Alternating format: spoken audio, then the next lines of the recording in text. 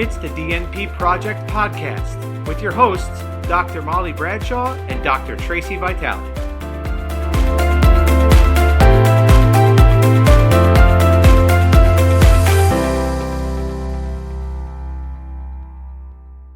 Welcome to the DNP Project Podcast, where we share tips, inspiration, and more.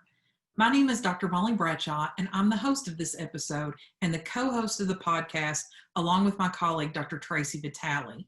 In this episode, we're talking about COVID compliance and the DNP project.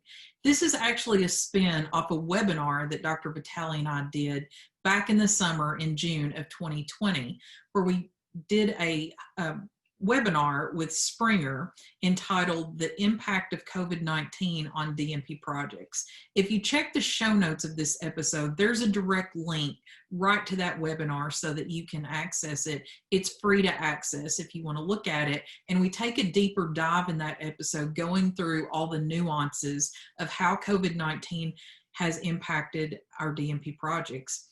In our experience, Dr. Vitale and I, we are noting that there's some significant IRB changes. They're adding requirements that a scholarly work must specifically address COVID precautions. So we address some of these things in the webinar. We talk about the difference between projects that are in progress versus the impact on projects that are being planned for the future. So for those of you that are planning DNP projects in the COVID context, here's just a short list of considerations that we'd like for you to think about as you're going through this planning process. So number one, make sure that you're thinking about what is the current state and local policies on social distancing, use of masks, the size of gatherings, things like this. This is updating real world in real time. So you need to make sure that you've included that you're aware, and that you're somewhat nimble with your DNP project as you're planning this. Number two, you also need to check and just see, is there any institutional policy from your university, from your partnering organization that's specific about COVID that could impact your project? So make sure you take a look at that. One of the biggest things, how are you going to ensure safety of your DNP project participants in regards to COVID? So if you're doing a training, are they going to be socially distanced? Are you going to convert it to an online format? If you're doing chart audits, are you permitted to go into the organization given the COVID context? How is that going to look?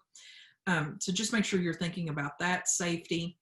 How are you going to ensure that the project is compliant and has your IRB set forth requirements? We said that earlier.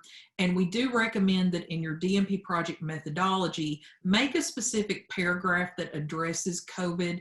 That way it's very clear to your DNP team, to your DNP chair, to your DNP partnering organization that you clearly address these issues. So we are recommending that you put a dedicated paragraph to that notion in your project methodology. So follow us in that webinar. Go to the link that we're providing. We talk a little bit more about strategies for redirection of the DNP projects and visions for DNP projects of the future. So just take some time to listen to that webinar. We hope that quick checklist kind of gives you some logistical things to think about COVID compliance in the projects. And remember to follow us on DNP Success. Email us any questions that you might have. And again, the link to the Springer webinar is provided in our show notes. Have a great day. You've been listening to Dr. Molly Bradshaw and Dr. Tracy Vitale on the DNP Project Podcast. Check out the DNP Project YouTube channel at DNP Success on YouTube.